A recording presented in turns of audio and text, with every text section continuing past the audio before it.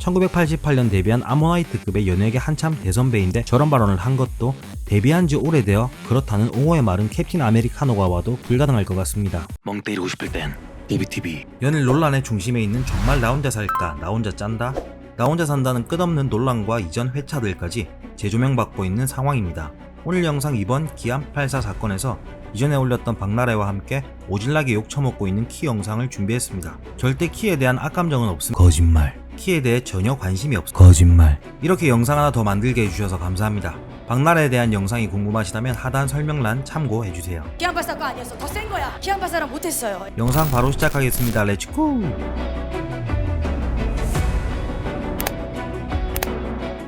이전 영상들의 댓글을 모니터링하다가 키가 나온 후부터 나 혼자 산다를 보지 않는다. 도대체 키가 누구냐? 라는 댓글들도 보였습니다. 또한 제가 아무 이유 없이 박나래를 욕했다 라고 하신 분이 계셔서 변명을 잠깐 하자면 저는 박나래 미친년처럼 원색적인 욕을 한 적이 절대 없습니다. 지금 제가 박나래 미친년이라고 이야기한 건 제가 박나래 미친년처럼 원색적인 욕을 한 적이 없다는 걸 말씀드리기 위해 박나래 미친년이라고 예시를 든 것이니 절대 오해하지 말아주시면 감사하겠습니다. 다시 한번 말씀드리지만 저는 박나래 미친년처럼 원색적인 비난을 한 적이 없고 박나래 미친년처럼 원색적인 비난을 지향하지도 않습니다. 무튼 왜 도대체 키가 욕을 먹는지 알아보도록 하겠습니다. 2021년 3월 신입 회원으로 처음 나 혼자 산다에 등장한 후 적응에 고정이 되었습니다. 이전까지 키가 나오는 방송을 보지 않아 몰랐는데 요즘 나 혼자 산다 VOD를 계속 보니까 이분을 보고 있으니 옆집 사는 여춘섭 할아버지가 생각났습니다. 영감님인 줄 알았습니다. 나 광해 스와로브스키로 짜증나. 패널들끼리 얼마나 친한지는 알 수 없지만 원래 성격이 그런지 반말을 기본적으로 탑재해 자유분방하게 입을 터는 모습을 보고 아, 이 사람은 방송을 너무 가볍게 생각하는구나 싶었습니다. 한 커뮤니티에서 친하면 반말할 수도 있지, 다리 좀 꼬아 앉았다고 별 지랄을 다 하네 라는 댓글이 보였는데 물론 친하면 반말할 수 있고 다리 꼬아 앉을 수 있습니다. 다리 꼬을 수 있어서 부럽다. 꼭 그렇게 다 가져가야만 속이 후련했냐? 사석에서야 반말을 하든 욕을 하든 다리를 꼬아 앉아서 남을 꼽주던 자기네들끼리 일이니 아무 문제가 없지만 많은 사람들이 보는 방송에서는 이야기가 다르죠. 하고 싶은 말 다 하고 살면 인생이 일기장이랑 다를 게 뭐냐는 누군가의 말처럼 말이죠. 그 누군가는 저입니다. 본인보다 나이가 많음에도 불구하고 반말 찍찍하는 모습, 나이가 많으신 분들 또는 예의 없는 걸 싫어하시는 분들에게는 충분히 좋지 않게 비춰질 수 있지 않을까요? 물론 그게 한두 번이라면 웃어 넘길 수 있지만 계속 된다면 심각한 문제죠. 지랄도 한두 번일 때 지랄이다. 키라서 욕하는 게 아니라 방송 태도 논란으로 예전부터 많은 연예인들이 욕을 먹었고 현재까지도 계속 이어지고 있죠. 거만해 보이는 태도는 많은 사람들에게 욕을 먹을 수밖에 없고 이미지로 먹고 사는 연예인들은 사석에서야 어떻든 많은 사람들이 보는 자리에서는 더 주의했었어야 하죠.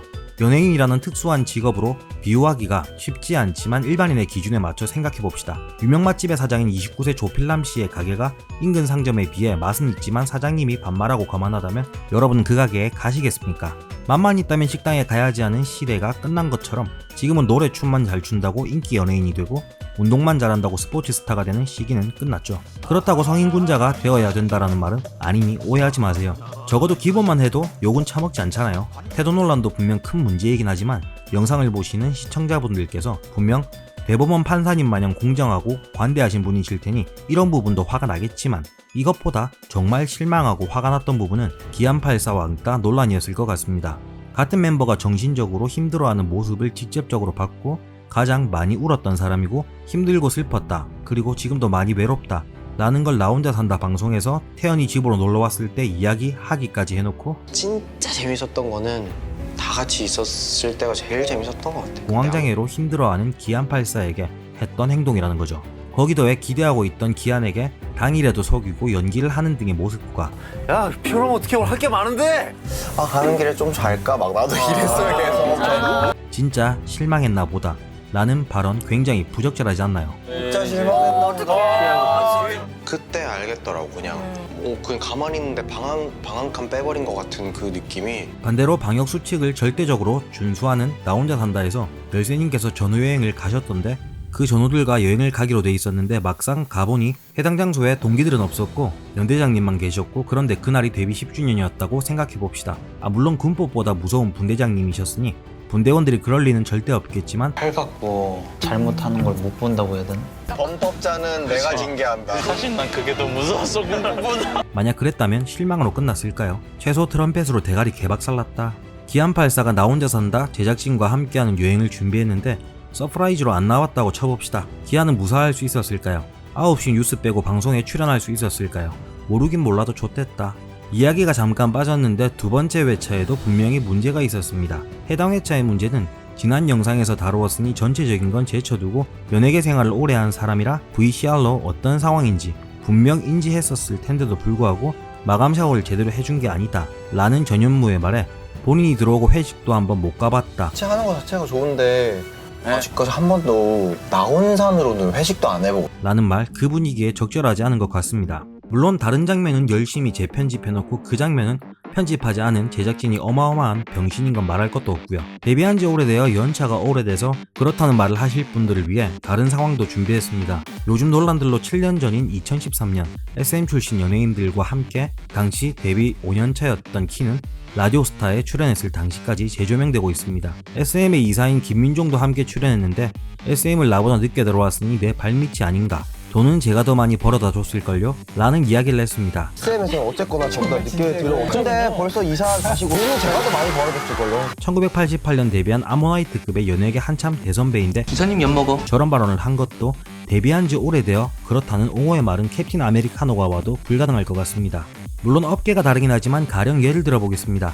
평소 소신 있는 성격의 26세 5년차 대리 김대리 대리는 새로 스카우트에 들어온 46세 박이사 이사에게 소신있게 한마디 합니다. 기사님 엿먹어. 제가 우리 회사에서 이사님보다 선배죠. 돈도 제가 더 많이 벌어다 줬을걸요? 그렇게 김대리 대리는 동종업계에서 볼 수 없었다고 한다.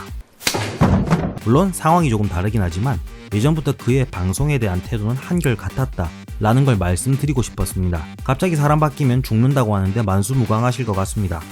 저는 그렇게 생각합니다. 사람은 불완전한 존재이고 함께 살아가는 존재이기 때문에 기사님 엿먹어. 서로 배려하며 살아가야 된다고 생각하고 다수가 문제를 제기하고 어떤 잘못을 느꼈다면 무조건 그 사람이 잘못했다는 아니라도 다시 한번 본인을 되돌아보고 생각해봐야 되지 않나라는 생각이 듭니다. 그렇게 생각을 해본 결과 본인이 생각해도 잘못했지만 바꾸지 않는다면 그런 사람들을 개새끼라고 하든가, 현재 논란은 분명 제작진이 1차적으로 잘못했지만 입에 거론되는 사람들도 전혀 잘못이 없다라고 이야기하기엔 그들의 부적절한 태도와 행실들이 있었기에 더 욕을 먹는 것 같습니다. 이번 제작진의 사과문은 안 미안한데 미안해처럼 보였습니다. 오늘 준비한 영상 여기까지입니다. 영상 재미있으셨다면 구독과 좋아요는 도비에게 큰 힘이 됩니다. 영상 한 줄 요약. 저는 박나래 미친년처럼 원색적인 욕을 한 적이 절대 없습니다. 지금 제가 박나래 미친년이라고 이야기한 건 제가 박나래 미친년처럼 원색적인 욕을 한 적이 없다는 걸 말씀드리기 위해 박나래 미친년이라고 예시를 든 것이니 절대 오해하지 말아주시면 감사하겠습니다. 다시 한번 말씀드리지만 저는 박나래 미친년처럼 원색적인 비난을 한 적이 없고 박나래 미친년처럼 원색적인 비난을 지향하지도 않습니다. 멍 때리고 싶을 땐 DBTV.